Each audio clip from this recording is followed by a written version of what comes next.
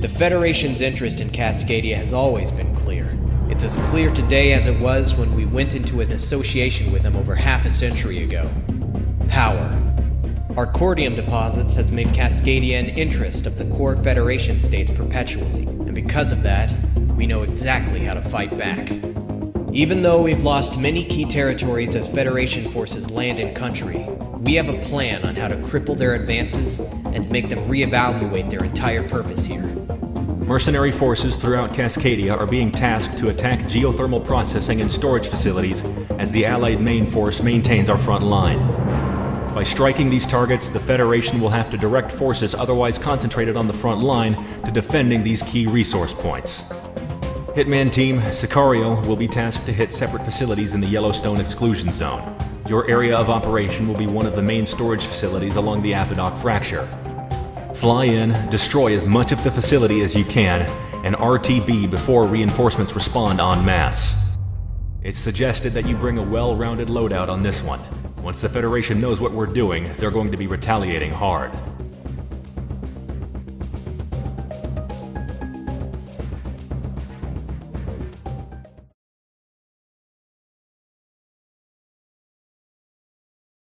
Hello there, Flyboys. So much like the briefing has stated, we are going to want to have not only air-to-ground stuff, but definitely some air-to-air weapons. In fact, the briefing is a little misleading because once we get done with the ground stuff, the mission becomes pure AA, and we'll see what exactly that entails. Luckily for me, we've landed on the FC-16 as we go through the play of every plane on the list.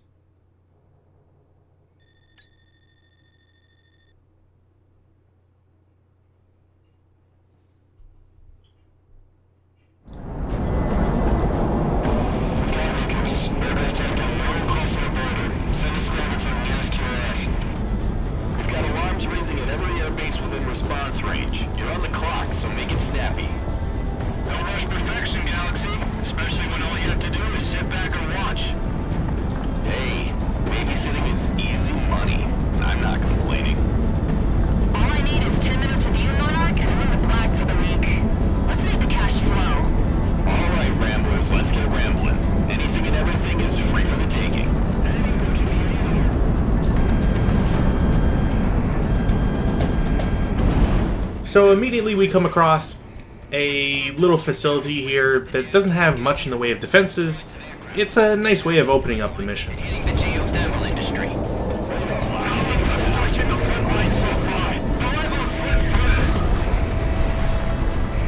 There's critical infrastructure that we need to destroy in yellow, and the rest is just however you want. Basically, if you want to make money or not.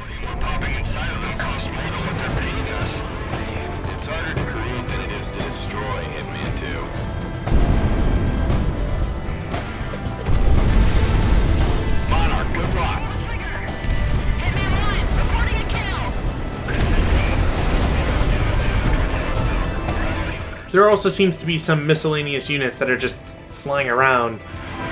Well, they just happen to pick a bad time to do so, I guess.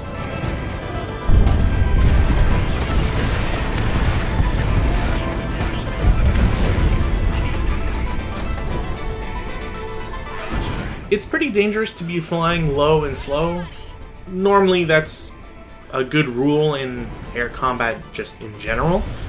But especially here, when you have towers and construction equipment that may just have hitboxes and ruin your day.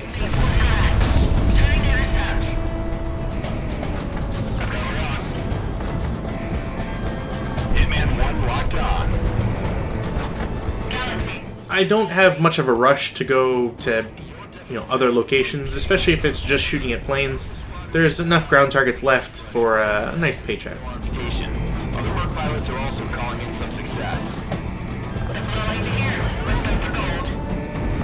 Hitman 1, it's away. Now, barring some text that I just never really saw while playing this mission. I don't think Gunsel is supposed to be in this area. They're off fighting, destroying another facility, also within the Yellowstone exclusion area.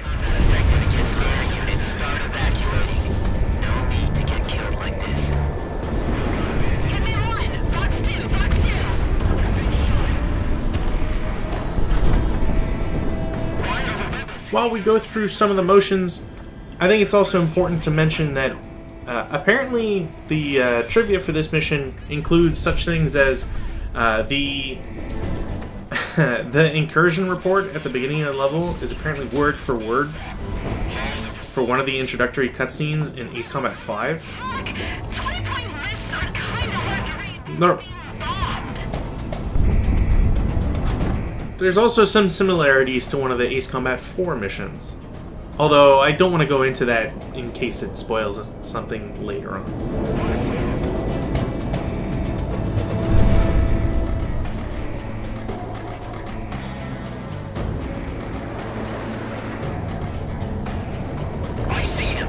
I should mention there's not too much different between the regular version and the mercenary difficulty. There's obviously some unique planes, but otherwise you have a couple of extra defenses, not too many, and one large battleship that'll show up.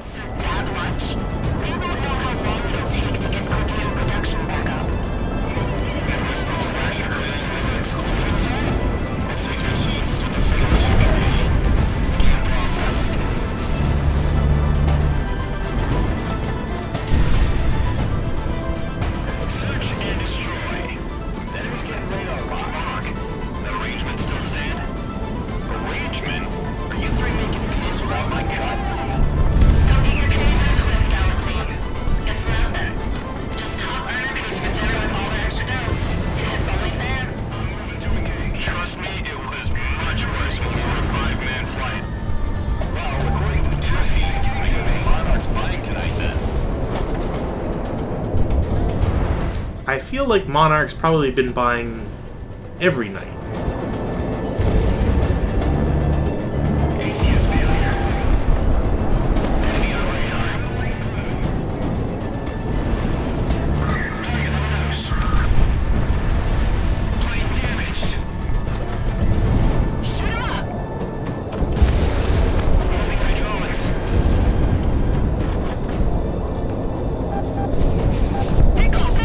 This mission is a good example of being able to test your loadouts, in the sense that you have such a diverse number of different units or target types that you really get to explore whether you prefer the triple volley bombs, unguided small bombs, just for how many you can have or how many you can drop, large bombs for their area of effect, and so on.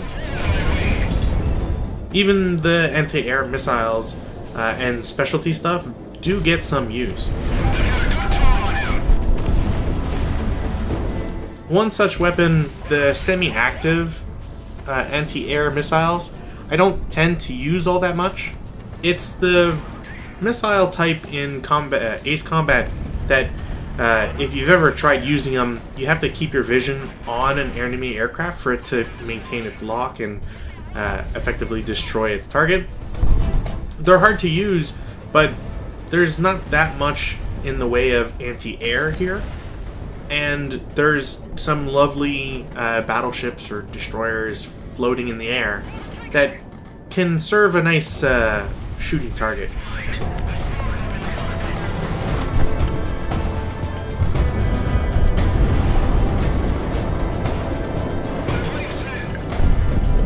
If anything, it also gets you to appreciate weapons that have low reload times. Unfortunately, there's no such thing as with Ace Combat 7, where you can outfit your plane with modifications to reduce reload times and so on. Perhaps if Project Wingman ever gets a sequel, they could expand that way. Though I don't really think it's necessary. The game is as diverse as it is, with how many weapons it has and planes, is fun enough without having to try to modify it further. But perhaps Project Wingman 3 could change things up. Mama, give us a shot. It's also fun to see the diversity in terms of terrain.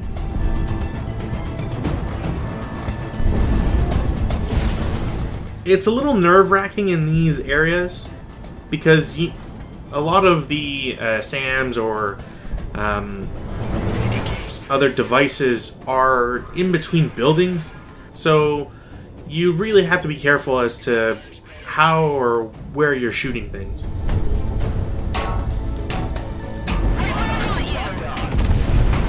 And if you ever wanted your own Death Star run, you've got several to do. It's not technically necessary to do that, and in fact doing so does ruin any sort of no damage run that you're trying to do. Not that I think there are any in terms of rewards, but it is possible. You just have to be careful of any of these lava flows or geothermal spots because, well, as we saw, proximity does cause damage. Enemies locking on. Break.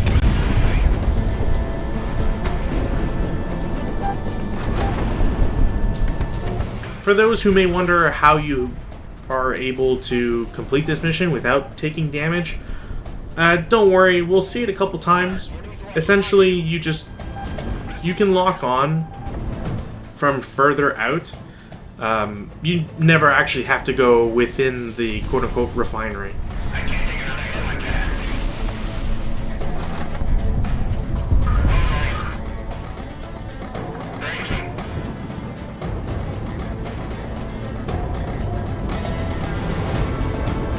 One of the uses that you can have for the target camera is for bombs. Anything you have to lob, really. It's not super accurate, and in fact, I believe bombs do have deviation to them, so even when you're trying, and you potentially have a good view or a good launch, you might still miss. But sometimes efficiency trumps style, I guess. Or perhaps it's the other way around.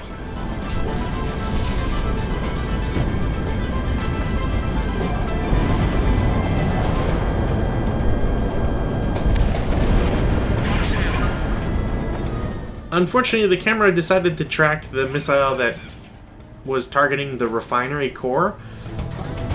Oops. Unfortunately, there's, as far as I know, no way to change that. I don't think you can cycle through the camera while it's tracking. So you just have to hope it picks the one that either gets the kill or hits its target, etc. Missile away, missile away.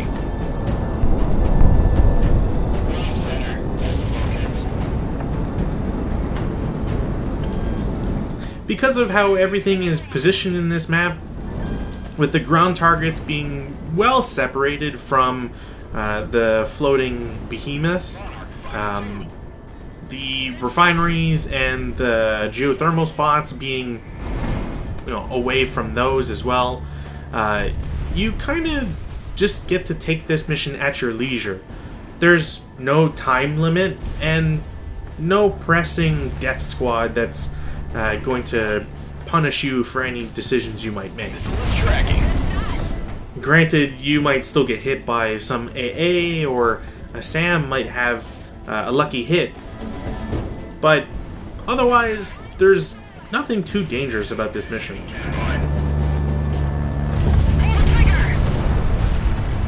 Again, it's a nice reprieve. It's a way of getting the player to pick a plane that is probably best suited for air-to-ground missions.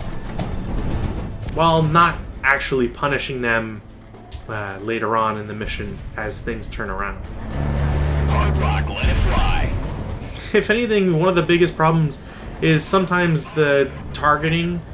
Cycling through targets is a bit of a hassle. Ground target destroyed. If only because you'll often try to target one unit, the one in front, and watch in horror as the targets cycle through everyone else.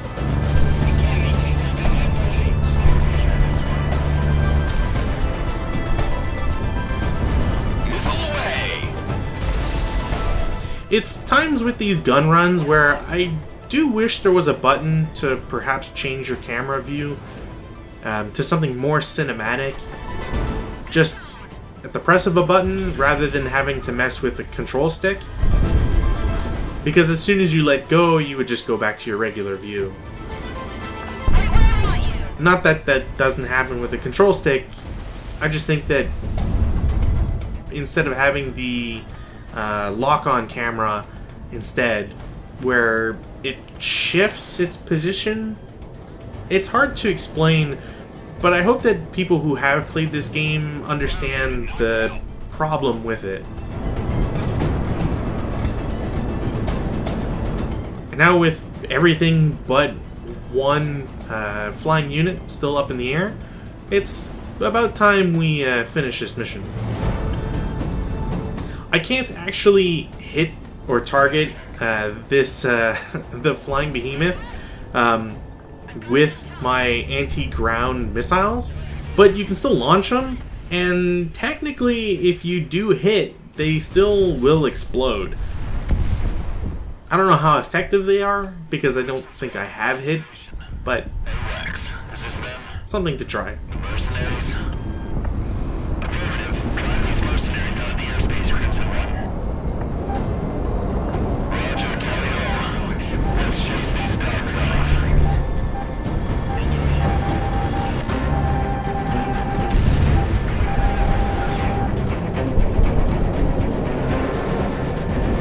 We've got confirmed ID on these hostiles. We've got them pegged as Cascadians Federation peacekeepers.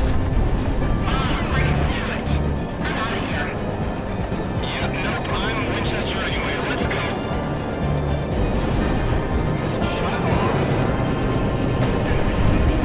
So your hubris for picking an anti-ground vehicle or plane is coming up against Crimson Squad. Tagging presumed flight lead. You should probably take the hint, if you are not experienced at Project Wingman, to leave. Not only do your wingmen say, we're piecing out, Peacekeepers. not only does AWACS tell you, but you get text right in front where it's not really easy to miss, and the top left is constantly screaming at you to get out.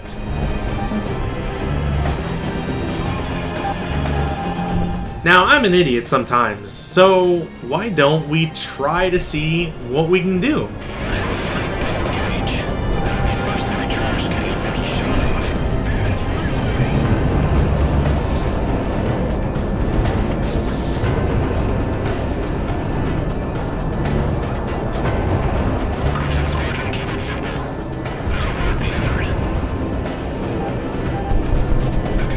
It might not be obvious, but the aircraft that we're fighting against, the VX-23s, they're pretty good. They're better than the SK-37s, at least in my opinion. We also get to see that they don't have flares, and that's because they use the angle attack limiters, which helps them change their direction rapidly. Are you seeing what I'm seeing?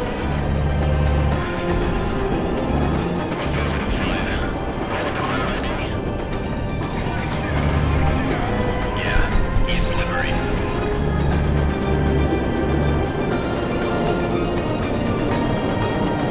If you ever wanted to see if you were good enough for mercenary difficulty without actually playing one of the levels, this mission, this segment, is one that will put you to that test.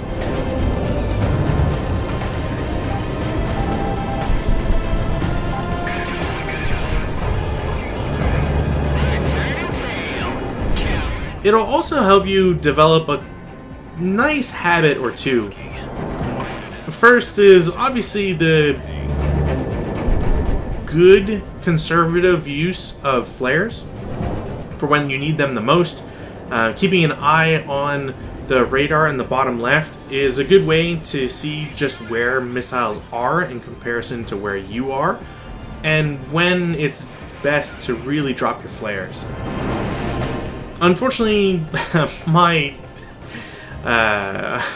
direction joystick also is the one that I click in for flares. So if you ever see me just drop flares randomly, it's just because I'm doing acrobatics.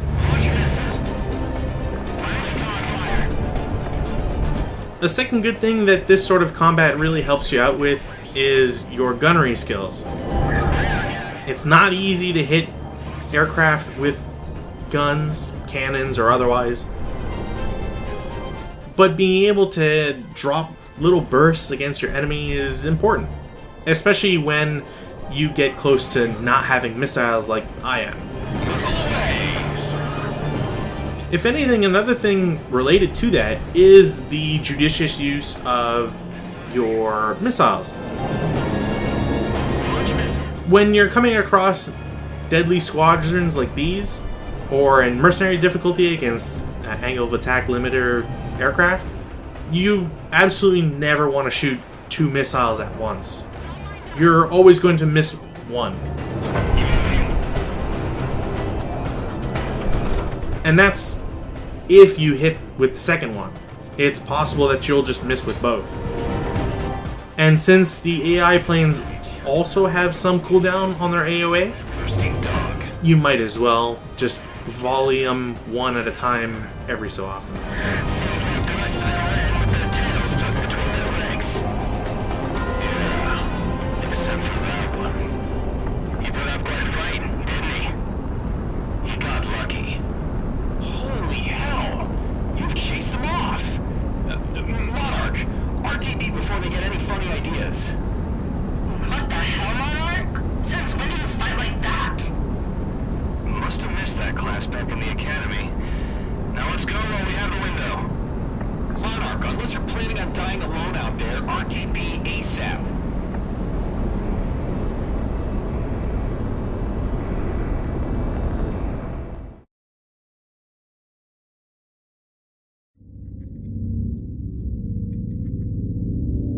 Hitman team, your efforts in this operation was certainly commendable, if not by my mark, but the fact you garnered attention from the Peacekeepers. Peacekeeping squadrons are called in by the Federation to absolutely lock down a nation from the sky. They are usually made up of decorated pilots and Federation devotees. Additionally, Crimson Squadron is the peacekeeping squadron specifically made to watch Cascadia. Their leader, Crimson 1, has become something of a poster boy for the Federation Air Force, and it's not without merit. He's what many consider to be the top ace in the world, and we can only hope that their arrival in the country doesn't disrupt further operations.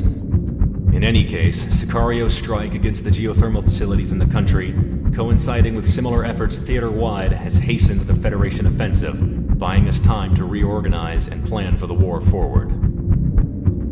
Let's not waste this.